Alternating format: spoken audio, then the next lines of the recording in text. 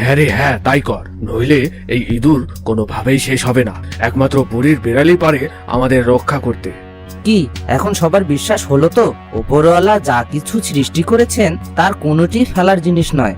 গ্রামের সবাই নিজেদের ভুল বুঝতে পারলো। মোড়ল মশাই কয়েকজন লোক নিয়ে বুড়ির সে জঙ্গল বাড়িতে আসলো।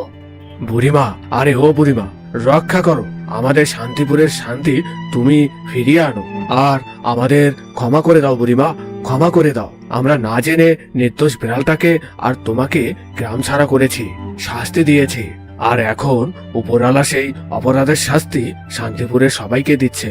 গ্রামের সবাই গিয়ে বুড়ির কাছে ক্ষমা চেয়ে তাকে গ্রামে নিয়ে আসলো। এরপর থেকে বুড়ির বিড়াল একে একে গ্রামের সব ইঁদুর মেরে মেরে খেতে লাগলো। তারপর থেকে গ্রামের সবাই বুড়ির বিড়ালকে অনেক আদর করতে লাগলো। সবাই বুড়ির বিড়ালকে দেখলে পেট পুড়ে খেতে দিত।